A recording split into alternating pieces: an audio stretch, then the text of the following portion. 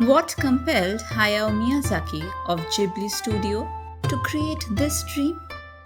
A girl trapped in a world of spirits, standing alone on a quiet train, her reflection flickering on the glass as the endless sea stretches beyond the horizon.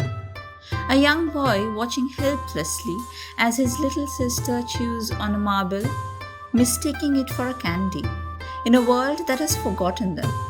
These are not just scenes from animated films, they're echoes of life, emotion, and philosophy. And all of these belong to Ghibli Studio, the legendary animation house that has redefined storytelling for nearly 4 decades. But where did it all begin?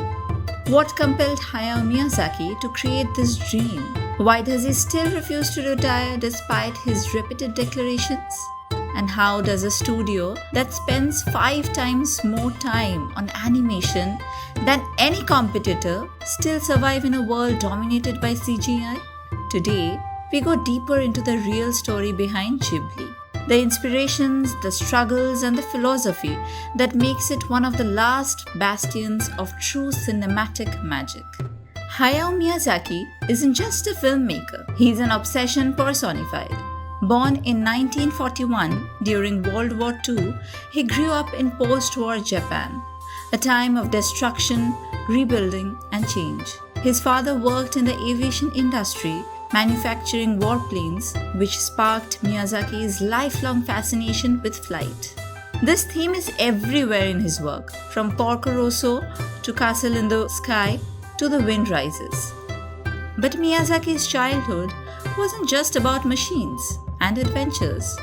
He once admitted that his greatest influence was his mother, who spent most of his childhood bedridden with spinal tuberculosis. He admired her intelligence, her independence, and her ability to challenge authority, traits that would later define his most iconic female protagonists, from Nausicaa to Stan to Chihiro. Unlike many artists who dreamt of making it big, Miyazaki never wanted to be famous. In fact, he never wanted to be big.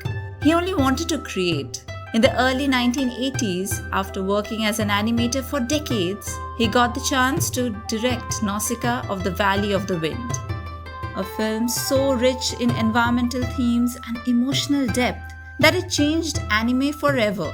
The movie's success led to the formation of Studio Ghibli in 1985 alongside Isao Takahata and producer Toshio Suzuki. And from there, the world would never be the same again. But why Studio Ghibli is so different? Most animated films today are produced digitally, with teams of animators using 3D software to speed up the process. Not Ghibli. Every frame, mind it, every frame in a Ghibli movie is hand-drawn, every single one. While an average animated movie contains around 24 drawings per second, Ghibli films often have more, creating that smooth, detailed, almost dreamlike movement we recognize instantly. So let's put this into numbers. Spirited Away had 144,000 hand-drawn frames, taking nearly 4 years to complete. The Wind Rises had about 2 lakh individual drawings, each one personally checked by Miyazaki himself. Despite these numbers, Miyazaki refuses to compromise. He famously said, "Computers don't create dreams, people do." Even when he was offered deals to speed up production with CGI, he refused. He even banned cell phones in his studio, believing that distractions kill true creativity. So now the real question is, why does he still do it? Why Ghibli stories feel so real? Ghibli films are not fairy tales.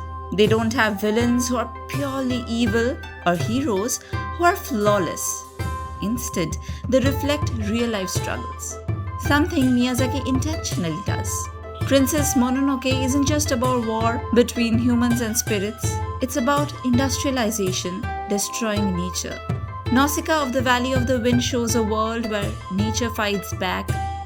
Spirited Away is a metaphor for childhood fading away. My Neighbor Totoro isn't just about magic. These aren't simple children movies. They are deep, layered, and filled with emotions that linger long after the credits roll. Every Ghibli fan has that one scene they can never ever forget. Just like the train scene from Spirited Away, Chihiro, silent and lost, staring out of the window as faceless spirits ride the train with her, a metaphor for growing up, loneliness, and change. And also the firefly scene from the grave of the fireflies. Sita watches as his little sister Setsuko plays with fireflies, unaware that her death is imminent. One of the most devastating moments in cinema history. And also the bus stop scene from My Neighbor Totoro. A little girl standing in the rain holding a small umbrella for a giant creature that shouldn't exist but somehow feels more real than anything else. These moments are not just visually stunning, they're emotionally profound. Recently, AI-generated filters have allowed people to transform their photos into Ghibli-style artwork. Many love it, but purists argue that it undermines the painstaking artistry of the real thing. Miyazaki himself has expressed his disgust for AI-generated art. In 2016, he was shown an AI animation demo and he called it an insult to life itself. He believes that true creativity comes from human emotion, not algorithms. This raises a bigger question. Can AI ever replace true art? Or does Ghibli prove that human touch will always matter more? Miyazaki has retired multiple times, only to come back. His latest film, The Boy and the Heron, was supposed to be his farewell. But now reports say he is already working on another movie. Why? Because for Miyazaki, creating isn't a job, it's a necessity. Studio Ghibli isn't just an animation studio.